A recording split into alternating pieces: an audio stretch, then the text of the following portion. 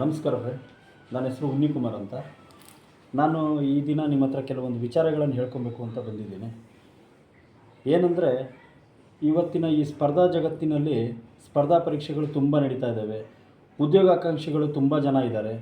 So ನಾನು ಒಬ್ಬ ಉದ್ಯೋಗಾಕಾಂಕ್ಷಿಯಾಗಿ ಈ ಸ್ಪರ್ಧಾ ಜಗತ್ತಿನಲ್ಲಿ ಸ್ಪರ್ಧಾ ಪರೀಕ್ಷೆಗಳನ್ನು ಎದುರಿಸಿ ಒಂದು ಜಾಬನ್ನು ತಗೊಂಡು ನಾನು ಕೂಡ ಇವತ್ತು ಲೈಫಲ್ಲಿ ಸೆಟ್ಲಾಗಿದ್ದೇನೆ. ಸೊ ನಾನು ಓದೋ ಟೈಮ್ನಲ್ಲಿ, ನಾನು ಒಂದು ಕಾಂಪಿಟೇಟಿವ್ ಎಕ್ಸಾಮು ಅಟೆಂಡ್ ಮಾಡೋ ಟೈಮ್ನಲ್ಲಿ ನಾನು ಯಾವ್ಯಾವ ರೀತಿ ಕಷ್ಟಗಳನ್ನು ಫೇಸ್ ಮಾಡಿದೆ, ಯಾವ ರೀತಿ ಸಕ್ಸಸ್ಸನ್ನು ಪಡೆಯೋದಕ್ಕೆ ಯಾವ ರೀತಿ ಪೂರ್ವಭಾವಿಯಾಗಿ ತಯಾರಿ ನಡ್ಕೊಂಡೆ, ಅವುಗಳನ್ನು ಕೂಡ ನಿಮ್ಮ ಹತ್ರ ಚರ್ಚೆ ಮಾಡಬೇಕು, ನಿಮ್ಮ ಹತ್ರ ಹಂಚ್ಕೊಬೇಕು ಅಂತ ನಾನು ಈ ದಿನ ನಿಮ್ಮ ಹತ್ರ ಬಂದಿದ್ದೇನೆ. ಸೊ ದಯವಿಟ್ಟು ಯಾರು ಸ್ಕಿಪ್ ಮಾಡ್ತಾರೆ ಈ ವಿಡಿಯೋಗಳನ್ನು ನಾನು ತುಂಬ ಏನೂ ಹೇಳ್ಕೊಂಡು ಹೋಗೋದಿಲ್ಲ. ಕೆಲವೊಂದು ವಿಚಾರಗಳನ್ನು ನಿಮ್ಮ ಹತ್ರ ಹೇಳ್ತಾ ಇರ್ತೀನಿ. ಅದು ನೀವು ಗ್ರಹಿಸ್ತಾ ಹೋದರೆ ಸಾಕು, ಗ್ರಾಸ್ಪ್ ಮಾಡ್ತಾ ಹೋದರೆ ಸಾಕು, ನಿಮಗೂ ಕೂಡ ಜೀವನದಲ್ಲಿ ಸಕ್ಸಸ್ ಅನ್ನೋದನ್ನು ಕಟ್ಟಿಟ್ಬುತ್ತಿ ಅಂತ ಹೇಳೋದಕ್ಕೆ ಇಷ್ಟಪಡ್ತೀನಿ. ಸೊ ಫ್ರೆಂಡ್ಸ್, ಇವತ್ತಿನ ಈ ಸ್ಪರ್ಧಾ ಜಗತ್ತಿನಲ್ಲಿ ಸ್ಪರ್ಧಾ ಪರೀಕ್ಷೆಗಳನ್ನು ತುಂಬ ಜನ ಅಟೆಂಡ್ ಮಾಡ್ತಾ ಇದ್ದೀರಾ. ಈ ಸ್ಪರ್ಧಾ ಪರೀಕ್ಷೆಗಳನ್ನು ನಾವು ಎದುರಿಸೋದು ಹೇಗೆ, ಅವುಗಳ ಪೂರ್ವ ತಯಾರಿ ಮಾಡ್ಕೊಬೇಕಾಗಿರೋದು ಹೇಗೆ ಅನ್ನೋ ವಿಚಾರಗಳನ್ನು ನಾನು ಹೇಳ್ತೀನಿ ಇವತ್ತು. ಫ್ರೆಂಡ್ಸ್, ನಮ್ಮ ದೇಶ ಅಂದರೆ ನಮ್ಮ ಭಾರತದ ಮಟ್ಟಿಗೆ ಹೇಳಬೇಕು ಅಂತಂದರೆ ಕೇಂದ್ರ ಸರ್ಕಾರಿ ಹಾಗೂ ರಾಜ್ಯ ಸರ್ಕಾರಿ ಅಂತೇಳಿ ಎರಡು ವಿಭಾಗ ಮಾಡ್ಬೋದು ನಾವು. ಕೇಂದ್ರದಲ್ಲಿ ಯು ಪಿ ಎಸ್ ಸಿ ಮತ್ತು SSCಗಳು ಕೂಡ ಕೇಂದ್ರ ಸರ್ಕಾರದಲ್ಲಿ ಖಾಲಿ ಇರುವಂತಹ ಸರ್ಕಾರಿ ಹುದ್ದೆಗಳನ್ನು ಯಾವ ರೀತಿ ಭರ್ತಿ ಮಾಡಬೇಕು ಅಂತೇಳಿ ಅವ್ರದ್ದೇ ಆದಂಥ ರೀತಿಯಲ್ಲಿ ಕಾಂಪಿಟೇಟಿವ್ ಎಕ್ಸಾಮನ್ನು ಕಂಡಕ್ಟ್ ಮಾಡ್ತಾ ಇದ್ದಾರೆ. ಸ್ಟೇಟ್ಗಳಲ್ಲಿ, ಪ್ರತಿಯೊಂದು ಸ್ಟೇಟ್ಗಳಲ್ಲಿಯೂ ನಮ್ಮ ಸಂವಿಧಾನ ಸ್ವಾಯತ್ತ ಸಂಸ್ಥೆಗಳಂತ ನಾವೇನು ಕರಿತೀವೋ, ಆಯಾ ರಾಜ್ಯಗಳಲ್ಲಿ ಆಯಾ ಲೋಕಸೇವಾ ಆಯೋಗಗಳು ಅವ್ರದ್ದೇ ಆದಂಥ ರೀತಿಯಲ್ಲಿ ಕಾಂಪಿಟೇಟಿವ್ ಎಕ್ಸಾಮ್ಗಳನ್ನು ಕಂಡಕ್ಟ್ ಮಾಡಿ ಸರ್ಕಾರಿ ಸೇವೆಗಳಿಗೆ ಅವಶ್ಯವಿರುವಂತಹ ಅಭ್ಯರ್ಥಿಗಳನ್ನು ಆಯ್ಕೆ ಮಾಡಿಕೊಂಡು ಅವರಿಗೆ ಸರ್ಕಾರಿ ನೌಕರಿಯನ್ನು ನೀಡ್ತಾ ಬರ್ತಾ ಇದ್ದಾವೆ. ಈ ಫಾರ್ ಎಕ್ಸಾಂಪಲು ನಮ್ಮ KPSC ತೊಗೊಂಡ್ರೆ ನೀವು, ನಮ್ಮ ಕರ್ನಾಟಕ ರಾಜ್ಯದಲ್ಲಿ KPSC ಅನ್ನೋದು ಏನು ನಮ್ಮ ಸಂವಿಧಾನಾತ್ಮಕ ಸಂಸ್ಥೆ ಇದೆಯೋ, ಇದು FDA ಎಕ್ಸಾಮ್ ಆಗಿರ್ಬೋದು, PSI ಎಕ್ಸಾಮ್ ಆಗಿರ್ಬೋದು, SDA ಎಕ್ಸಾಮ್ಗಳಾಗಿರ್ಬೋದು, PDO ಎಕ್ಸಾಮ್ಗಳಾಗಿರ್ಬೋದು, ಅದೇ ರೀತಿ KS ಎಕ್ಸಾಮ್ಗಳು.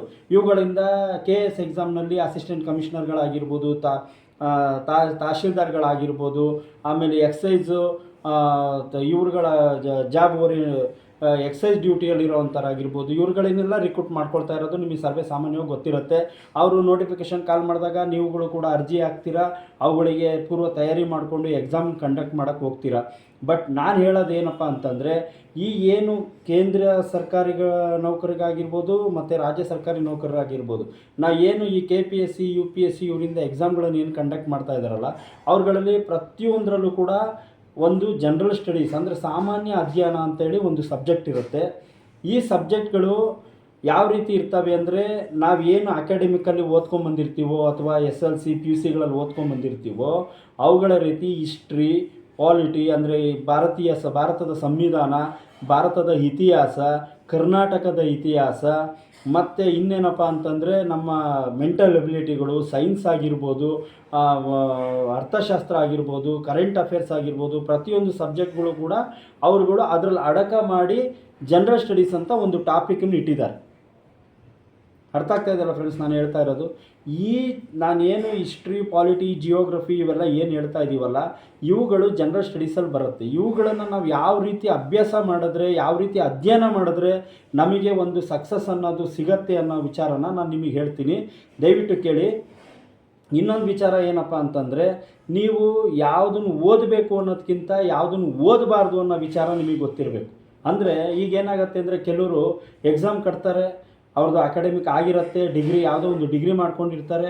ಈಗ ಫಾರ್ ಎಕ್ಸಾಂಪಲ್ FDA ಎಕ್ಸಾಮ್ ಕಾಲ್ ಮಾಡಿರ್ತಾರೆ, ಅವ್ರೇನು ಮಾಡ್ತಾರೆ, PDO ಎಕ್ಸಾಮು ಕೂಡ ಕಾಲ್ ಮಾಡಿರ್ತಾರೆ. ಅವಾಗೇನಾಗುತ್ತೆ, ಯಾರ್ಯಾರು ಏನೇನೋ ಹೇಳಿದ್ರು ಅಂತ ಒಬ್ಬೊಬ್ಬರು ಒಂದೊಂದು ಹೇಳಿದ್ರು ಅಂತ ಸಾಕಷ್ಟು ಮೆಟೀರಿಯಲನ್ನು ಕವರ್ ಮಾಡೋದಕ್ಕೆ, ಕಲೆಕ್ಷನ್ ಮಾಡೋದ್ರಲ್ಲೇ ಟೈಮ್ ಕಳೀತಾ ಹೋಗ್ತಾರೆ. ಆದರೆ ನಾನು ಹೇಳೋದು ನಿಮಗೇನಪ್ಪ ಅಂತಂದರೆ, ದಯವಿಟ್ಟು ಮೆಟೀರಿಯಲ್ಸನ್ನು ಆದಷ್ಟು ಕಲೆಕ್ಟ್ ಮಾಡಬೇಡಿ, ದಯವಿಟ್ಟು ಆದಷ್ಟು ಕಡಿಮೆ ಮಾಡಿ. ಏನು ನೀವು ನಿಮ್ಮ ಕೊಟ್ಟಂಥ ಈಗ ಏನು ಪರೀಕ್ಷಾ ಅವಧಿ ಇರುತ್ತಲ್ಲ, ಅದು ಕೊಟ್ಟಂತಹ ಸಮಯದಲ್ಲೇ ಕೂಡ ನೀವು ಕಡಿಮೆ ಅವಧಿಯಲ್ಲಿ ಎಷ್ಟು ಬುಕ್ಗಳನ್ನು ಓದ್ತಿರೋ, ಎಷ್ಟು ಗ್ರಹಿಸ್ತಾ ಹೋಗ್ತಿರೋ ಅಷ್ಟು ಮಾತ್ರ ಒಳ್ಳೆಯದಾಗಿರುತ್ತೆ. ನೀವು ಯಾರ್ಯಾರೋ ಹೇಳಿದ್ರು ಅಂತೇಳಿ ಆದಷ್ಟು ಮೆಟೀರಿಯಲ್ಸನ್ನೇ ಕಲೆಕ್ಟ್ ಮಾಡೋದ್ರಲ್ಲಿ ಕಾಲಹರಣ ಮಾಡೋಕ್ಕೆ ಹೋಗಬೇಡ್ರಿ. ನಾನು ಹೇಳ್ತಾ ಇರೋದು, ನೀವು ಸ್ಟಾರ್ಟಿಂಗ್ ಇನ್ನೊಂದೇನಪ್ಪ ಅಂತಂದರೆ, ನೀವು ಏನು ಈ ಕಾಂಪಿಟೇಟಿವ್ ಎಕ್ಸಾಮಿಗೆ ಓದ್ತಾ ಇದ್ದೀರಲ್ಲ, ಇದರಲ್ಲಿ ಫಸ್ಟು ಯಾರೇ ಹೇಳಿದ್ರು ಅಥವಾ ಯಾರೋ ಹೇಳಿದ್ರು ಯಾವುದೋ ನಿಮಗೆ ಮನಸ್ಸಿಗೆ ಬಂತು ಅಂತ ಹೇಳಿ ಸ್ಟ್ಯಾಂಡರ್ಡ್ ಆಥರ್ ಬುಕ್ಗಳಿಗೆ ಕೈ ಹಾಕೋಕ್ಕೆ ಹೋಗಬೇಡಿ ದಯವಿಟ್ಟು. ಫಸ್ಟು ಕೇಳಿ ಸ್ನೇಹಿತರೆ, ನೀವು ಫಸ್ಟು 5th ಇಟ್ಕೊಳ್ಳಿ, ಪ್ರೈಮರಿ ಸ್ಕೂಲಿಂದ, ಆಮೇಲೆ ಹೈಸ್ಕೂಲು, ಆಮೇಲೆ PUC, ಅದು ಸ್ಟೇಟ್ ಸಿಲೆಬಸ್ ಆಗಿರ್ಬೋದು ಅಥವಾ NCERT ಆಗಿರ್ಬೋದು. ನಿಮಗೆ ಏನಾಗುತ್ತೆ ಅಂದರೆ ಈ ಬುಕ್ಗಳನ್ನು ನೀವು ತರೋಲಿ ಅಂದರೆ ಹಿಸ್ಟ್ರಿ ಸಂಬಂಧಪಟ್ಟ ಪಟ್ಟಿದ್ದಾಗಿರ್ಬೋದು, ಪಾಲಿಟಿ ಸಂಬಂಧಪಟ್ಟಿದ್ದಾಗಿರ್ಬೋದು, ಜಿಯೋಗ್ರಫಿ ಸಂಬಂಧಪಟ್ಟಿದ್ದಾಗಿರ್ಬೋದು, ಅರ್ಥಶಾಸ್ತ್ರಕ್ಕೆ ಸಂಬಂಧಪಟ್ಟಿದ್ದಾಗಿರ್ಬೋದು ಅಥವಾ ಇನ್ನಿತರ ವಿಚಾರಗಳಿಗೆ ಸಂಬಂಧಪಟ್ಟಿದ್ದಾಗಿರ್ಬೋದು, ಇವುಗಳನ್ನು ನೀವು ಸ್ಟೇಟ್ ಸಿಲೆಬಸ್ಸಿಂದ ಅಥವಾ NCERTಯಿಂದ 5th ನೀವು ಸ್ಟಡಿ ಮಾಡ್ತಾ ಹೋದಂಗೆ ನಿಮಗೇನಾಗುತ್ತೆ ಅಂದರೆ ಬೇಸಿಕ್ ಏನಿದೆ ಸ್ಟಡಿಗೆ ನಮಗೇನು ಬೇಕು ಅದು ಆ ಬೇಸಿಕ್ ಫೌಂಡೇಶನ್ನು ನಿಮಗೆ ಇಲ್ಲಿ ಸಿಗ್ತಾ ಹೋಗುತ್ತೆ. ನಾನು ಹೇಳೋದು ಅರ್ಥ ಆಗ್ತಾ ಇದೆಯಲ್ಲ, ಪ್ಲೀಸ್ ಕೇಳಿ. ನಿಮಗೆ ಏನಾಗುತ್ತೆ ಅಂದರೆ ಈ ಬೇಸಿಕ್ ಫೌಂಡೇಶನ್ ಇಲ್ಲಿ 5th 2nd PUCವರೆಗೂ ಸಿಕ್ತು ಅಂದರೆ ಮುಂದೆ ನೀವು ಸ್ಟ್ಯಾಂಡರ್ಡ್ ಆಥರ್ ಯಾರಿದ್ದಾರೋ, ಈಗ ಎಕ್ಸಾಂಪಲ್ ಹಿಸ್ಟ್ರಿ ಪಾಲಾಕ್ಷ ಇದ್ದಾರೆ, ಸದಾಶಿವ ಇದ್ದಾರೆ, ಚಂದ್ರಶೇಖರ್ ಇದ್ದಾರೆ, ಅಂಥವ್ರ ಬುಕ್ಗಳನ್ನು ನೀವು ಆಮೇಲೆ ಸ್ಟಡಿ ಮಾಡ್ತಾ ಹೋಗ್ಬೋದು. ಈಗ ಜಿಯೋಗ್ರಫಿ ರಂಗನಾಥ್ ಸರ್ ಇದ್ದಾರೆ, ಯಾರೇ ತುಂಬ ಜನ ಆಥರ್ಗಳಿದ್ದಾರೆ, ಅವ್ರದ್ದೆಲ್ಲ ನೀವು ಸ್ಟಡಿ ಮಾಡ್ತಾ ಹೋಗ್ಬೋದು. ನೀವು ಬೇಸಿಕ್ಕೇ ಇಲ್ದಲೆ ಏನು ಓದ್ತೀರಾ, ಹೌದು ತಾನೆ? ಹಾಗಾಗಿ ನೀವು ಮೆಟೀರಿಯಲ್ಸನ್ನು ತುಂಬ ಕಲೆಕ್ಷನ್ ಮಾಡೋಕ್ಕೆ ಹೋಗಬೇಡಿ. ನಿಮಗೆ ಬೇಕಾಗಿರೋಂಥದ್ದೇನು, first state syllabus 5th PUC ಅಥವಾ NCERT ಎರಡೂ ಕೂಡ ನೀವು ಮಾಡಿದ್ರು ನಿಮಗೆ NCERT ಅನ್ನೋದು ಈ ಸ್ಟೇಟ್ ಸಿಲೆಬಸ್ಗಿಂತ ಸ್ವಲ್ಪ ಜಾಸ್ತಿ ಇರುತ್ತೆ, ನಿಮಗೆ ಅಲ್ಲಿ ಜಾಸ್ತಿ ಮೆಸೇಜು ಕೂಡ ಕಲೆಕ್ಷನ್ ಆಗ್ತಾ ಹೋಗುತ್ತೆ. ಹಾಗಾಗಿ ಅದೆಲ್ಲ ಓದಾದಮೇಲೆ ನೀವು ಸ್ಟ್ಯಾಂಡರ್ಡ್ ಆಥರ್ ಬುಕ್ಗಳು ನೀವು ತೊಗೊಂಡು ನೀವು ಸ್ಟಡಿ ಮಾಡಿದ್ದೆ ಆದರೆ ನಿಮಗೆ ಸಕ್ಸಸ್ ಅನ್ನೋದು ಕಟ್ಟಿಟ್ಟ ಬುತ್ತಿ ಆಗುತ್ತೆ. ನೀವು ಸಡನ್ನಾಗೆ ಯಾರೋ ಹೇಳಿದ್ರು ಅಂತೇಳಿ ನೀವು ಸ್ಟ್ಯಾಂಡರ್ಡ್ ಆಥರಿಗೆ ಏನಾದರೂ ಕೈ ಹಾಕೋಕ್ಕೆ ಹೋದರೆ ನಿಮಗೆ ಬೇಸಿಕ್ಕೇ ಇನ್ನೂ ಗೊತ್ತಿರೋಲ್ಲ, ಗೊಂದಲಕ್ಕೀಡಾಗ್ತೀರ. ನಾನು ಹೇಳ್ತಾರೆ ಅರ್ಥ ಆಗಲ್ಲ ಅಂತ ಅಲ್ಲ, ಆದರೆ ಈ ರೇಂಜಿಗೆ ನೀವು ಈ ಬೇಸಿಕ್ ಇಲ್ದಲೇ ಸಡನ್ನಾಗಿ ಅಲ್ಲಿ ಕೈ ಹಾಕಿದಾಗ ನಿಮಗೆ ಗೊಂದಲಕ್ಕೀಡಾಗ್ತೀರ. ಅದೇ ಬೇಸಿಕ್ ತಿಳ್ಕೊಂಡಾಗ ನಿಮ್ಗೆ ಆ ಸ್ಟ್ಯಾಂಡರ್ಡ್ ಆಥರ್ ಬುಕ್ ಓದಾಗ ಅರ್ಥ ಆಗ್ತಾ ಹೋಗುತ್ತೆ. ನೀವೇನು ಗ್ರಾಸ್ಪ್ ಮಾಡಬೇಕು ಅಂತ ಇರ್ತೀರೋ ಅದು ಅಷ್ಟು ನಿಮಗೆ ಸಿಗ್ತಾ ಹೋಗುತ್ತೆ, ಹೌದು ತಾನೆ? ಅದೇ ರೀತಿ ಆಮೇಲೆ ನೀವು ಏನು ಓದ್ತಿರೋ, ಕೆಲವ್ರು ಏನು ಮಾಡ್ತಾರೆ, ನಾನು ಕಾಂಪಿಟೇಟಿವ್ ಎಕ್ಸಾಮ್ ತೊಗೊಂಡಿದ್ದೀನಪ್ಪ, ನಾನು ಯಾವುದೋ ಒಂದು ಕ್ವಶನ್ ಆನ್ಸರ್ ಟೈಪ್ ಬುಕ್ ತೊಗೊಂಬಂದೆ, ಅದನ್ನು ಓದಿದೆ, ಅದನ್ನು ಸಾಲ್ವ್ ಮಾಡ್ತಾ ಓದಿದೆ, ಅದನ್ನು ಮಗ್ಗಪ್ ಮಾಡ್ತಾ ಓದಿದೆ. ದಯವಿಟ್ಟು ಫ್ರೆಂಡ್ಸ್ ಯಾರೂ ಆ ತಪ್ಪುಗಳನ್ನು ಮಾಡಬೇಡ್ರಿ. ಏಕದಮ್ಮು ಯಾರು ಕೂಡ ಕ್ವಶನ್ ಆನ್ಸರ್ ಟೈಪ್ ಇರುವಂತಹ ಟೆಕ್ಸ್ಟ್ ಬುಕ್ಗಳನ್ನು ತಗೊಂಡು ಖರೀದಿ ಮಾಡಿ ಅವುಗಳನ್ನು ಸಾಲ್ವ್ ಮಾಡ್ತಾ ಹೋಗಬೇಡಿ. ಅದರಿಂದ ಯಾವುದೇ ಪ್ರಯೋಜನ ಇಲ್ಲ. ನೀವು ನಾಳೆ ಕ್ವಶನ್ ಹಾಲಲ್ಲಿ ಕೂತ್ಕೊಂಡಾಗ, ನೀವು ಎಕ್ಸಾಮ್ ಹಾಲಲ್ಲಿ ಕೂತ್ಕೊಂಡಾಗ ಅಲ್ಲಿ ಕ್ವಶನ್ ಆನ್ಸರಿಗೆ ಬಿಡಿಸೋಕ್ಕೆ ಸಾಧ್ಯವೇ ಇಲ್ಲ. ಯಾಕೆ ಅಂದರೆ ನೀವು ಇಲ್ಲಿ ಏನು ಓದ್ತಿರೋ ಅದೇ ರೀತಿ ಕ್ವಶನ್ಗಳು ಕೊಡಲ್ಲ. ಬೇಸಿಕ್ಕು ಕೂಡ ನಿಮಗೆ ಸಿಗದಲ್ಲೇ ಇದ್ದಾಗ ನೀವು ಬರೀ ಕ್ವಶನ್ ಆನ್ಸರ್ ಟೈಪ್ ಓದ್ತಾ ಹೋದಾಗ ನಿಮಗೇನು ಒಂದು ಚಾಪ್ಟ್ರು ಅರ್ಥ ಆಗಲ್ಲ. ಈಗ ಒಂದು ಎಕ್ಸಾಂಪಲ್ ಮೌರ್ಯ ಸಾಮ್ರಾಜ್ಯನೇ ತಗೊಳ್ಳಿ. ಅಶೋಕ, ಚಂದ್ರಗುಪ್ತ ಮೌರ್ಯ, ಕೌಟಿಲ್ಯ ಇವರೆಲ್ಲ ಬರ್ತಾ ಹೋಗ್ತಾರೆ.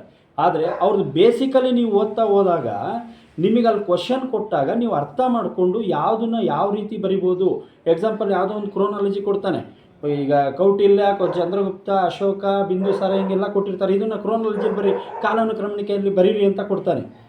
ನೀವು ಚಾಪ್ಟ್ರುಗಳನ್ನು ಓದ್ತಾ ಹೋದಾಗ ಏನಾಗುತ್ತೆ ಅಂದರೆ ಕೌಟಿಲ್ಯ ಬರ್ತಾನೆ, ಚಂದ್ರಗುಪ್ತ ಮೌರ್ಯ ಬರ್ತಾನೆ, ಆಮೇಲೆ ಬಿಂದುಸಾರ ಬರ್ತಾನೆ, ಅವನ ಮಗ ಅಶೋಕ ಬರ್ತಾನೆ. ಈ ರೀತಿ ನೀವು ಕ್ರೋನಾಲಜಿ ಕಾಲಾನುಕ್ರಮಣಿಕೆಯಲ್ಲಿ ಅದನ್ನು ಅರೇಂಜ್ ಮಾಡಿಕೊಂಡು ನೀವು ಮಾರ್ಕ್ಸ್ ಗೆಟನ್ ಮಾಡ್ಕೊಬೋದು. ಅದು ಬಿಟ್ಟು ನೀವು ಏನೋ ಒನ್ ವರ್ಡಿಂದು ಮಲ್ಟಿಪಲ್ ಚಾಯ್ಸ್ ಕ್ವಶನ್ ಆನ್ಸರ್ನ ತಗೊಂಡು ನಾನು ಓದ್ತಿದ್ದೀನಿ, ನಾನು ಮಗ್ಗಪ್ ಮಾಡ್ತಾಯಿದ್ದೀನಿ, ನಾನು ಸಕ್ಸಸ್ ಆಗ್ತೀನಿ ಅನ್ನೋದು ಮಾತ್ರ ಶುದ್ಧ ಸುಳ್ಳು. ದಯವಿಟ್ಟು ನಾನು ಫ್ರೆಂಡ್ಸ್ಗಳು ಹೇಳ್ತಾ ಇದ್ದೀನಿ, ನೀವು ಫಸ್ಟು ಮೆಟೀರಿಯಲ್ಸ್ ಕಲೆಕ್ಷನ್ ಮಾಡೋದನ್ನು ಕಮ್ಮಿ ಮಾಡಿ. ಸೆಕೆಂಡ್ ಒನ್ನು, ನೀವೇನು multiple choice question answer type ಇರೋಂಥ ಬುಕ್ಗಳನ್ನ ತೊಗೊಂಡು ಸ್ಟಡಿ ಮಾಡ್ತೀನಿ ಅಂತ ಇದ್ದೀರೋ ಅದು ಕೂಡ ಮಾಡಬೇಡಿ. ನೀವು ಯಾವಾಗ ನೀವು ಒಂದು ಈಗ ಬೇಸಿಕ್ ಏನು ಹೇಳಿದೆ ನಾನು, ಹೈಸ್ಕೂಲ್ ಟೆಕ್ಸ್ಟ್ಗಳು, ಪ್ರೈಮರಿ ಟೆಕ್ಸ್ಟ್ಗಳು, NCERT ಟೆಕ್ಸ್ಟ್ಗಳನ್ನು ಓದ್ಬಿಟ್ಟು ಆಮೇಲೆ ಸ್ಟ್ಯಾಂಡರ್ಡ್ ಆಥರನ್ನು ಓದ್ಬಿಟ್ಟು ಆಮೇಲೆ ನೀವು ಕೂತ್ಕೊಬೇಕು. ಯಾವ ರೀತಿ ಕೂತ್ಕೊಬೇಕು ಅಂದರೆ, ನಾನು ಈ ಚಾಪ್ಟ್ರ್ ಓದಿದ್ದೀನಪ್ಪ, ನನಗೆ ಯಾವುದೇ ಕ್ವಶನ್ ಕೊಟ್ಟರು ಕೂಡ ನಾನು ಅದನ್ನು ಸಾಲ್ವ್ ಮಾಡ್ತೀನಿ ಅಂತೇಳಿ ಯಾವುದೋ ಒಂದು ಕ್ವಶನ್ ಆನ್ಸರ್ ಟೈಪ್ ಇರೋವಂಥದ್ದು ಒಂದು ಬುಕ್ ತೊಗೊಂಡು ನೀವು ಅಧ್ಯಯನ ಮಾಡ್ತಾ ಕೂತ್ಕೊಳ್ರಿ. ಅಲ್ಲೇನು ಜಸ್ಟ್ ಟಿಕ್ ಮಾಡ್ತಾ ಹೋಗ್ಬೇಕು, ಹೌದು ನಾನು ಈ ಕ್ವಶನ್ ಈ ಆನ್ಸರ ನಾನು ಓದಿದ್ದೀನಿ, ಇಂಥ ಬುಕ್ಕಲ್ಲಿದೆ, ಇದೇ ಪಕ್ಕ ಅಂತ ನಿಮಗೆ ಅಷ್ಟೊಂದು ಆತ್ಮವಿಶ್ವಾಸ ಬೆಳೀತಾ ಹೋಗಬೇಕು. ನೀವು ಜಸ್ಟ್ ಅದೇನು ಸಾಲ್ವ್ ಮಾಡ್ತಾ ಹೋಗೋದಕ್ಕೆ ಇಟ್ಕೊಬೇಕೇ ಹೊರತು 24 hours ಅದನ್ನೇ ಓದ್ತಾ ಹೋದರೆ ನೀವು ಯಾವುದೇ ಎಕ್ಸಾಮ್ ಕೂಡ ನೀವು ಸಕ್ಸಸ್ ಆಗಲ್ಲ. ನಾನು ಕ್ಲಿಯರಾಗಿ ಹೇಳ್ತಾ ಇದ್ದೀನಿ, ನೀವು ಟೆಕ್ಸ್ಟ್ ಓದಬೇಕು, ಟೆಕ್ಸ್ಟೇ ಭಾರಿ ಇಂಪಾರ್ಟೆಂಟ್. ಬೇಸಿಕ್ ತೊಗೊಬೇಕು, ಆಮೇಲೆ ಸ್ಟ್ಯಾಂಡರ್ಡ್ ಆಥರಿಗೆ ಹೋಗಬೇಕು, ಆಮೇಲೆ ಮಲ್ಟಿಪಲ್ ಚಾಯ್ಸ್ ಕ್ವಶನ್ಸ್ಗಳನ್ನು ಸಾಲ್ವ್ ಮಾಡ್ತಾ ಹೋಗಬೇಕೇ ಹೊರತು ಅದನ್ನೇ ಮಗ್ಗಪ್ ಮಾಡೋದಾಗಲಿ ಓದೋದಾಗಲಿ ಮಾಡೋದಲ್ಲ. ಓಕೆನಾ? ಆಮೇಲೆ ಇನ್ನೊಂದೇನಪ್ಪ ಅಂತಂದರೆ, ಈಗ ನೀವು ಓದೋ ಮೆಥಡು ಯಾವ ರೀತಿ ಇರುತ್ತೆ, ಕೆಲವರು ಬೆಳಗ್ಗಿನ ಜಾವನೇ ಓದ್ತಾರೆ ಎದ್ದು, ಕೆಲವರು ರಾತ್ರಿ ಇಡೀ ಓದ್ತಾರೆ, ಕೆಲವರು ದಿನವಿಡೀನೂ ಓದ್ತಾರೆ, ರಾತ್ರಿನೂ ಕೂಡ ಒಂದು 2-3 ಅವರ್ಸ್ ಓದ್ತಾರೆ. ಆದರೆ ನೀವು ಓದೋಂಥ ನಿಮ್ಮ ಟೈಮ್ ಟೇಬಲ್ ಏನಿದೆಯಲ್ಲ ಅದು ಕರೆಕ್ಟಾಗಿರಬೇಕು. ನನ್ನ ಸಜೆಷನ್ ಪ್ರಕಾರ ನಾವು ಓದಿರೋ ರೀತಿ ಹೇಳಬೇಕು ಅಂತಂದರೆ, ನಾವು ಓದಬೇಕಾದ್ರೆ ನಾವು ಏನಿದ್ರು ಬೆಳಗಿನ ಜಾವ ಅಷ್ಟೊತ್ತಿಗೆ ಎದ್ದು, ಹೆಚ್ಚು ಕಮ್ಮಿ ಏನಿಲ್ಲ ಅಂದರೂ ಒಂದು 3:30-4 ಗಂಟೆ ಅಷ್ಟೊತ್ತಿಗೆ ಎದ್ದು ಸ್ನಾನ ಮಾಡಿ ನಾವು ಓದ್ತಾ ಕೂತ್ಕೊಂಡ್ವಿ ಅಂದರೆ, ನಾನು ಹೇಳ್ತಾ ಇರೋದು ನಾವು ಮಾಡಿರೋದು ನಿಮಗೆ ಹೇಳ್ತಾ ಇದ್ದೀನಿ. ಯಾಕೆ ಅಂದರೆ ಬೆಳಗ್ಗಿನ ಜಾವ ನೀವೇನು ಓದ್ತಿರಲ್ಲ, ನಿಮ್ಮ ಮೈಂಡಿನ ಗ್ರಾಸ್ಪಿಂಗ್ ಪವರ್ ಕೆಪಾಸಿಟಿ ತುಂಬ ಇರುತ್ತೆ. ಸೊ ನಾನು ಹಾಗಾಗಿ ಹೇಳ್ತಾ ಇದ್ದೀನಿ, ಯಾಕೆಂದರೆ ನಾನು ಅದರಲ್ಲಿ ಸಕ್ಸಸ್ ಕಂಡಿದ್ದೀನಿ, ಯಶಸ್ಸು ಕಂಡಿದ್ದೀನಿ. ನಾನು ಅದಕ್ಕೋಸ್ಕರ ನಿಮಗೆ ಹೇಳ್ತಾ ಇದ್ದೀನಿ. ಯಾಕೆಂದರೆ ಇವತ್ತಿನ ಈ ಸ್ಪರ್ಧಾ ಜಗತ್ತಲ್ಲಿ ತುಂಬ ಕಾಂಪಿಟೇಷನ್ ಇದೆ. ನೀವು ಏನೇ ಯಾವುದೇ ಒಂದು ಜಾಬಿಗೆ ಆದ ತಕ್ಷಣ ನಿಮಗೇನು ಕೆಲಸ ಸಿಗೋಲ್ಲ, ಯಾರೂ ಕರೆದು ಕೆಲಸ ಕೊಡೋದಿಲ್ಲ. ಓಕೆನಾ? ಸೊ ನಾನು ಅದಕ್ಕೋಸ್ಕರ ಹೇಳ್ತಾ ಇರೋದು, ನೀವು ಓದುವಂಥ ರೀತಿ ಏನಿದೆ ಅದನ್ನು ನೀವು ಟೈಮ್ ಟೇಬಲ್ ಕರೆಕ್ಟಾಗಿ ಹಾಕ್ಕೊಳ್ಳಿ. ಮತ್ತು ಇಂಪಾರ್ಟೆಂಟು ಬದ್ಧತೆ ಬೇಕು ಸ್ನೇಹಿತರೆ. ನೀವೇನು ಬದ್ಧತೆ ಮೀನ್ಸ್, ಇವತ್ತು ಜಿಯೋಗ್ರಫಿ ನಾನು ಇಟ್ಕೊಂಡಿದ್ದೀನಿ, 1ರಿಂದ 10 ಚಾಪ್ಟರ್ ಇದ್ದಾವೆ ಅಂತ ಇಟ್ಕೊಳ್ಳಿ. ನಾನು ಇವತ್ತಿಂದ 1 ತಿಂಗಳು ಅಥವಾ 20 ದಿವಸದೊಳಗೆ ಜಿಯೋಗ್ರಫಿ ಮುಗಿಸ್ತೀನಿ. ಮೀನ್ಸ್ ನಾನು ಹೇಳ್ತಾ ಇರೋದು, ನೀವು ಅದಕ್ಕೋಸ್ಕರ ಒಂದೊಂದು ಸಬ್ಜೆಕ್ಟ್ಗಳನ್ನು ಪ್ರತಿನಿತ್ಯ ಇದು ಮಾಡ್ಕೊಂಡು ಹೋಗಬೇಡಿ. ಬೆಳಗಿನ ಜಾವ ಬೆಳಗ್ಗೆ ಎದ್ದೇಳ್ತೀರಾ, ಬೆಳಗ್ಗೆ ಎದ್ದಾಗ ಹಿಸ್ಟ್ರಿ ಇಟ್ಕೊಳ್ತೀರಾ, ಮಧ್ಯಾಹ್ನ ಪಾಲಿಟಿ ಇಟ್ಕೊಳ್ಳಿ, ಅದ್ರ ಸಂಜೆ ಜಿಯೋಗ್ರಫಿ ಇಟ್ಕೊಳ್ಳಿ. ಏನಾಗುತ್ತೆ ಅಂದರೆ ಒಂದೇ ಸಬ್ಜೆಕ್ಟ್ ಓದ್ತಾ ಇದ್ದಾಗ ಬೋರ್ ಹೊಡಿತಾ ಹೋಗುತ್ತೆ. ಅದು ಬೇಡ. ಸೊ ಚೇಂಜ್ ಮಾಡ್ತಾ ಹೋಗಿ. ನೀವು 10 ದಿವಸದಲ್ಲಿ ಒಂದು ಸಬ್ಜೆಕ್ಟ್ ಮುಗಿಸೋದನ್ನು 10 ದಿವಸದಲ್ಲಿ 3 ಸಬ್ಜೆಕ್ಟ್ ಅಂತೇಳಿ ಡಿವೈಡ್ ಮಾಡ್ಕೊಳ್ಳಿ, ಹವರ್ಸ್ ಡಿವೈಡ್ ಮಾಡ್ಕೊಳ್ಳಿ. ಆವಾಗ ನಿಮಗೇನಾಗುತ್ತೆ, ಬೋರು ಹೊಡೆಯೋದಿಲ್ಲ. ಆವಾಗ ಸೈಮಲ್ಟೇನಿಯಸ್ ಆಗಿ ಎಲ್ಲ ಸಬ್ಜೆಕ್ಟ್ಗಳು ಕವರ್ ಆಗ್ತಾ ಹೋಗ್ತಾ ಇರ್ತವೆ. ಹಾಗಾಗಿ ನಾನು ಹೇಳ್ತಾ ಇರೋದು, ನೀವು ಬೆಳಗ್ಗೆ ಎದ್ದ ತಕ್ಷಣ ಇವತ್ತು ಜಿಯೋಗ್ರಫಿ ಇಟ್ಕೊಂಡಿದ್ದೀನಿ ಅಂದಾಗ ಯಾವ ರೀತಿ ಓದಬೇಕು ಅಂತ ಹೇಳ್ತೀನಿ ಕೇಳಿ ಫ್ರೆಂಡ್ಸ್. ನಾನು ನನ್ನ ಜೀವನದಲ್ಲಿ ಅಳವಡಿಸ್ಕೊಂಡಿದ್ದು ತುಂಬ ಇಂಪಾರ್ಟೆಂಟು. ಇದನ್ನು ಮರಿಬೇಡಿ ದಯವಿಟ್ಟು. ಎಲ್ಲರೂ ಶಾಂತಚಿತ್ತದಿಂದ ಕೇಳಿ. ಇದನ್ನು ನನಗಾಗಿ ನಾನು ಮಾಡಿಕೊಂಡು RQ ಫಾರ್ಮುಲಾ ಅಂತ ನಾನು ಮಾಡ್ಕೊಂಡಿದ್ದೆ ಫ್ರೆಂಡ್ಸ್. RQ ಅಂದರೆ read, revise, recall. Read, revise, recall ಅಂದರೆ ನೀವು ಎಷ್ಟು ಓದ್ತಿರೋ ಒಂದು ಸಬ್ಜೆಕ್ಟ್, ಇವತ್ತು ಯಾವುದೋ ಒಂದು ಚಾಪ್ಟರ್ ಇಟ್ಕೊಂಡಿದ್ದೀರಾ, ಭಾರತದ ಸಂವಿಧಾನ ಇಟ್ಕೊಂಡಿದ್ದೀರಾ, ಪೌರತ್ವ ಅಂತ ಇಟ್ಕೊಂಡಿದ್ದೀರಾ ಅಂತ ನೀವು ಇಟ್ಕೊಂಡ್ರೆ, ಪೌರತ್ವನ ನೀವು 1 ಅಲ್ಲ 2 ಅಲ್ಲ 3 ಸರಿ ಓದಬೇಕು. ಓದಾದ ಮೇಲೆ ಇವತ್ತು ಓದಿರ್ತೀರಾ, ನಾಳೆ ಮತ್ತೆ ರಿವೈಸ್ ಮಾಡಬೇಕು. ರಿವೈಸ್ ಮಾಡ್ತೀರಾ, 3ನೇ ದಿವಸಕ್ಕೆ ನೀವು ಯಾವ ಲೆವೆಲಿಗೆ ಬರಬೇಕು ಅಂದರೆ, ನೀವೇನು ರಿವೈಸ್ ಮಾಡಿರ್ತಿಲ್ಲ ಅದನ್ನು ರೀಕಾಲ್ ಲೆವೆಲಿಗೆ ಬರಬೇಕು. ಈಗ 3 ದಿವಸದಲ್ಲಿ ನೀವು ಹೆಚ್ಚು ಕಮ್ಮಿ ಒಂದು 6 ಕ್ವಶನ್, ಒಂದು ಪೌರತ್ವಕ್ಕೆ ಸಂಬಂಧಪಟ್ಟಂಗೆ ಒಂದು 6 ಪೇಜ್ ಕವರ್ ಮಾಡಿರ್ತೀರಾ ಅಂದರೆ, ನೀವು 1, 2, 3ನೇ ಪೇಜಲ್ಲಿ ಬಂದಿರ್ತೀರಾ ಅಥವಾ 3ನೇ ಪ್ಯಾರಾಗೆ ಬಂದಿರ್ತೀರಾ ಅಂದರೆ, ನೀವು ಫಸ್ಟ್ ಏನು ಓದಿದ್ರಿ, ಫಸ್ಟ್ ಪ್ಯಾರಾದಲ್ಲಿ ಏನು ಓದಿದ್ರಿ, ಫಸ್ಟ್ ಪೇಜಲ್ಲಿ ಏನು ಓದಿದ್ರಿ, ಅದನ್ನು ಹಾಗೆ ಕುತ್ಕೊಂಡಿದ್ದ ಕಡೆನೇ ಗ್ಲಾನ್ಸ್ ಮಾಡ್ತಾ ಹೋಗೋದು. ರೀಕಾಲ್ ಅಂದರೆ ಏನು ಬೇರೆ ಏನಲ್ಲ, ನೀವು ಏನು ಓದಿರ್ತೀರೋ ಹಿಂದಿನ ಪೇಜಲ್ಲಿ ಅಥವಾ ಹಿಂದಿನ ಪ್ಯಾರಾದಲ್ಲಿ, ಹೌದು ಇಂಥದ್ದು ಓದಿದ್ದಾರೆ, ಪೌರತ್ವ, ಹೌದು ಇದು ಇಂಡಿಯನ್ ಕಾನ್ಸ್ಟಿಟ್ಯೂಷನಲ್ಲಿ ಹಿಂಗೆ ಹೇಳಿದೆ, 18ರಿಂದ 21 ಇತ್ತು, 21ರಿಂದ ಮತ್ತೆ 18ಗೆ ಇಳಿಸು, ಇದು ಮಾಡಿದ್ರು. ಈ ರೀತಿ ಹೇಳ್ತಾ ಹೋಗಬೇಕು. ಆಯಿತಾ? ಏನೋ ನಾವೊಂದು ಎಕ್ಸಾಂಪಲ್ ಹೇಳಿದ್ದು ನಿಮಗೆ. ಆಯಿತಾ? ಸೊ ಅದನ್ನು ನೀವು ಗ್ಲಾನ್ಸ್ ಮಾಡಿದಷ್ಟು ಮನನ ಏನಮ್ಮ ರೀಕಾಲ್ ಅಂತ ಹೋದರೆ, ನೀವು ಏನು ಓದಿದ್ದೀರಲ್ಲ ಅದು ತುಂಬ ಆಳವಾಗಿ ನಿಮ್ಮ ಮನಸ್ಸಲ್ಲಿ ಬೇರೂರುತ್ತೆ. ನೀವು ಯಾವತ್ತಿಗೂ ಮರೆಯೋಕ್ಕೆ ಸಾಧ್ಯ ಇಲ್ಲ ಅದನ್ನು. ದಯವಿಟ್ಟು ಹೇಳ್ತಿದ್ದೀನಿ ಕೇಳಿ. ನೀವು ಯಾವತ್ತಿಗೂ ರೀಕಾಲ್ ಯಾವುದೋ ಒಂದು ವಿಚಾರ, ನೀವು ಯಾವುದೋ ಒಂದು ಸಬ್ಜೆಕ್ಟನ್ನು ಮಾಡ್ತಾ ಹೋದ್ರಿ, ಯಾವುದೋ ಒಂದು ಚಾಪ್ಟರ್ನ ಮಾಡ್ತಾ ಹೋದ್ರಿ ಅಂದರೆ ಅದು ನೀವು ಜೀವನ ಪರ್ಯಂತ ಮರೆಯೋಕ್ಕೆ ಸಾಧ್ಯ ಇಲ್ಲ. ಇವತ್ತು ಯಾವುದೋ ಒಂದು ನೀವು ಹೇಳಬೇಕು ಅಂತಂದರೆ, ಈಗ ಜಲಿಯನ್ ವಾಲಾಬಾಗ್ ಹತ್ಯಾಕಾಂಡ 1919 ನಡೀತು, 1919 ನಡೀತು. ಅದಕ್ಕೆ ಸಂಬಂಧಪಟ್ಟಂಗೆ ನೀವೇನು ಓದಿರ್ತೀರೋ ಅದನ್ನು ನೀವೆಲ್ಲೋ ಯಾವುದೋ ಒಂದು ವಾಕಿಂಗ್ ಮಾಡ್ತಾ ಇರ್ತೀರಾ, ಇಲ್ಲ ಹಾಗೆ ಮಲ್ಕೊಂಡು ಏನೋ ಒಂದು ಗ್ಲಾನ್ಸ್ ಮಾಡ್ತೀವಿ. ಆ ಟೈಮಲ್ಲಿ ಸುಮ್ಮನೆ ಆರಾಮ್ನ ಮಲ್ಕೊಂಡು ಅಥವಾ ವಾಕಿಂಗ್ ಮಾಡಬೇಕಾದ್ರೂ ಸುಮ್ಮನೆ ಗ್ಲಾನ್ಸ್ ಮಾಡ್ತಾ ಹೋಗಿ, ರೀಕಾಲ್ ಮಾಡ್ತಾ ಹೋಗಿ. ನೋಡಿ ಫ್ರೆಂಡ್ಸ್, ಒಂದು ಹೇಳ್ತೀನಿ, ನೀವು ಇವತ್ತು ಓದೋದಕ್ಕೆ, ಒಂದು ಚಾಪ್ಟ್ರ್ ಓದೋದಕ್ಕೆ 1 ವಾರದಿಂದ 10 ದಿವಸ ತೊಗೊಂಡಿದ್ರಿ ಅಂತ ಇಟ್ಕೊಳ್ಳಿ, ರಿವೈಸ್ ಮಾಡೋದಕ್ಕೆ 5 ದಿವಸ ಇಟ್ಕೊಂಡಿದ್ರಿ ಅಂತ ಇಟ್ಕೊಳ್ಳಿ. ಆದರೆ ನೀವು ರೀಕಾಲನ್ನು ಅದನ್ನು 2ರಿಂದ 3 ಸರಿ ನೀವು ಮಾಡಿದ್ರಿ ಅಂದರೆ, ಆ ಇಡೀ ಚಾಪ್ಟ್ರು ನೀವೇನು 10ರಿಂದ 15 ದಿವಸ ಒಂದು ಚಾಪ್ಟ್ರ್ ಮುಗಿಸೋದಕ್ಕೆ ಟೈಮ್ ತೊಗೊಂಡಿದ್ರಲ್ಲ, ನೀವು ರೀಕಾಲ್ ಮಾಡೋದಕ್ಕೆ ಬರೀ 5ರಿಂದ 10 ನಿಮಿಷ. ಯಾವಾಗ ಸ್ಟಾರ್ಟಿಂಗ್ ನಿಮಗೆ 50 ನಿಮಿಷ ಬೇಕಾಗಿರುತ್ತೆ ಒಂದು ರೀಕಾಲ್ ಮಾಡೋದಕ್ಕೆ ಅದೊಂದು ಚಾಪ್ಟ್ರು. ಅದು ಬರ್ತಾ ಬರ್ತಾ ಬರ್ತಾ ಬರ್ತಾ ಯಾವ ಲೆವೆಲಿಗೆ ಬರುತ್ತೆ ಅಂದರೆ 5ರಿಂದ 10 ನಿಮಿಷ ಸಾಕು. ಜಸ್ಟ್ 5 to 10 ಮಿನಿಟ್ಸಲ್ಲಿ ನೀವು ಒಂದು ಚಾಪ್ಟ್ರನ್ನ ನಿಮ್ಮ ಮೈಂಡಲ್ಲಿ ಇಟ್ಕೊಂಡು ಗ್ಲಾನ್ಸ್ ಮಾಡ್ತಾ ಅದನ್ನು ರೀಕಾಲ್ ಮಾಡ್ತಾ ಟೋಟಲಿ ಮುಗಿಸೋ ಕೆಪಾಸಿಟಿಗೆ ಬಂದಿರ್ತೀರ. ನೀವು ಎಕ್ಸಾಮ್ ಹಾಲಲ್ಲಿ ಕೂತಾಗ ಏನಾಗುತ್ತೆ, ಅದ್ರದ್ದು ಯಾವುದೋ ಒಂದು ಕ್ವಶನ್ ಕೇಳಿರ್ತಾರೆ, ಆ ಕ್ವಶನಿಗೆ ಸರಿಯಾದ ಉತ್ತರ ಹುಡುಕಿ ನೀವು ರೆಡಿ ಮಾಡೋದಕ್ಕೆ ನೀವು ಎಲಿಜಿಬಲ್ ಆಗಿರ್ತೀರ. ಎಷ್ಟು ಬೇಗ ಪ್ರಶ್ನೆ ನೀವು ಸಾಲ್ವ್ ಮಾಡ್ತೀರಾ ಅಂತ ಹೇಳಿದ್ರೆ ನಿಮಗೆ ಅವಕಾಶ ಅಲ್ಲಿ ಕಾಲಾವಧಿನೂ ಕೂಡ ಕೊಟ್ಟಿರೋದು ನಿಮಗೆ ಸರಿಯಾಗೋಗುತ್ತೆ. ನಾನು ಅದಕ್ಕೋಸ್ಕರ ಹೇಳ್ತಾ ಇರೋದು, ಈ R³ ಫಾರ್ಮುಲಾನ ದಯವಿಟ್ಟು ಯಾರೂ ಮರಿಬೇಡಿ ಫ್ರೆಂಡ್ಸ್. ಇದನ್ನು ನಾನು ಜೀವನದಲ್ಲಿ ಅಳವಡಿಸ್ಕೊಂಡು ತುಂಬ ಸಕ್ಸಸ್ ಪಡೆದಿದ್ದೀನಿ. ನಾನು ಅದಕ್ಕೋಸ್ಕರ ನಿಮಗೆ ಹೇಳಕ್ಕೆ ಬಂದಿದ್ದೀನಿ ಇವತ್ತು. R³ read, revise, recall. ದಯವಿಟ್ಟು ಈ ರೀಡ್, ರಿವೈಸ್, ರೀಕಾಲ್ ಇದನ್ನು ಯಾರೂ ಮರಿಬೇಡಿ. ದಯವಿಟ್ಟು ಜೀವನದಲ್ಲಿ ಇದನ್ನು ಅಳವಡಿಸ್ಕೊಳ್ಳಿ. ಆಮೇಲೆ ಏನೇನು ನಿಮಗೆ ನಾನು ಇವಾಗ ಆವಾಗ ನನ್ನ ಯೂಟ್ಯೂಬ್ ಚಾನಲಲ್ಲಿ ನಾನು ಬರ್ತಾ ಇರ್ತೀನಿ. ಇದೇ ಕಾಂಪಿಟೇಟಿವ್ ಎಕ್ಸಾಮಿಗೆ ಸಂಬಂಧಪಟ್ಟಂಗೆ ಕೆಲವೊಂದು ಸಬ್ಜೆಕ್ಟ್ಗಳ ಬಗ್ಗೆ ನನಗೇನು ನಾಲೆಡ್ಜ್ ಇದೆಯೋ ಅದ್ರ ಬಗ್ಗೆ ನಿಮಗೆ ಟಿಪ್ಸ್ ರೀತಿಯಲ್ಲೇ ಹೇಳ್ತಾ ಹೋಗ್ತೀನಿ. ನಾನು ತುಂಬ ವಿಶಾಲವಾಗಿ ಎಲ್ಲದನ್ನು ಹೇಳ್ತಾ ಹೋಗಲ್ಲ. ಎಕ್ಸಾಮಿಗೆ ಏನು ಬೇಕು, ಯಾವ ಎಕ್ಸಾಮಿಗೆ ಯಾವ ಕ್ವಶನ್ ಬರ್ಬೋದು ಅಂತ ಪ್ರಿಡಿಕ್ಷನ್ ಮಾಡೋದ್ರ ಮುಖಾಂತರ, ಮತ್ತು ಹಿಂದಿನ ಸಾಲಲ್ಲಿ ಯಾವ ಚಾಪ್ಟ್ರಲ್ಲಿ ಯಾವ ರೀತಿ ಕ್ವಶನ್ ಕೇಳಿದ್ದ ಅನ್ನೋದನ್ನು ನಿಮಗೆ ಕರೆಕ್ಟಾಗಿ ಅರ್ಥೈಸ್ಕೊಂಡು ತಿಳಿಸ್ಕೊಳ್ತಾ ಹೋಗೋದಕ್ಕೆ ನಾನು ಪ್ರತಿಯೊಂದು ವಿಚಾರಕ್ಕೂ ನಾನು ಯಾವ ಸಬ್ಜೆಕ್ಟಲ್ಲಿ ರೆಡಿ ಇದ್ದೀನೋ ಆ ಸಬ್ಜೆಕ್ಟ್ ಒಳಗೆ ನಿಮಗೆ ನಾನು ಮಾಹಿತಿ ಕೊಡ್ತಾ ಹೋಗ್ತೀನಿ.